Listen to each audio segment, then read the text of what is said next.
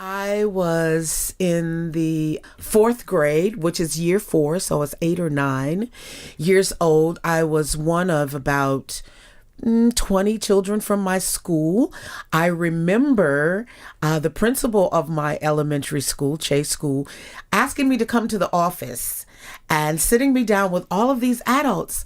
And then they asked me, could I pick maybe 10 or 12 of my friends who were, like me and bubbly and blah, blah, blah, because we were going to go to a new school if our parents agreed and blah, blah, blah. And I'll never forget that meeting. And I was very excited going to this school, but also kind of scared, because it was a new school, but I was very adventurous.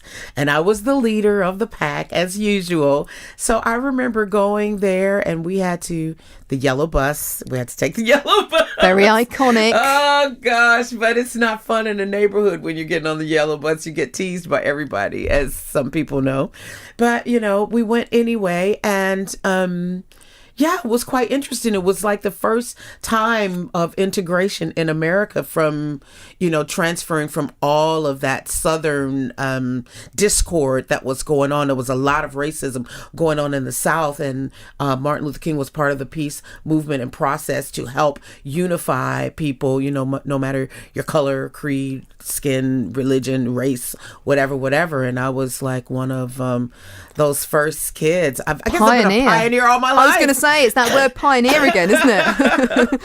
How did the children at that new school react? Because obviously if they hadn't been used to having children from all different races in their school, was there a bit of tension?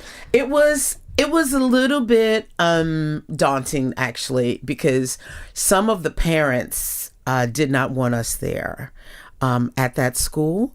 And some of the children don't know racism. So I didn't have any problems with the kids. Actually, they welcomed us in, sit next to me, you're going to be my friend, blah, blah, blah. So we all got along, but it was really, that was the scary part, was the adults. And some of the teachers were quite racist, and they could not kind of comply to maybe what we had learned in the home.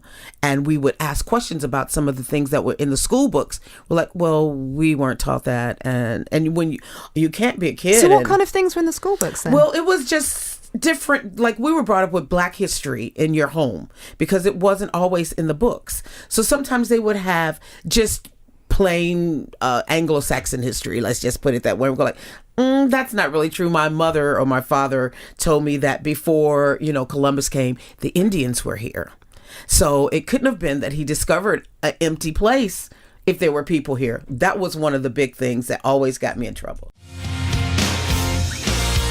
Tune in to Woman with Maria Rodrigues, weekdays from 10:35 a.m. only on Premier Christian Radio, where faith comes to life.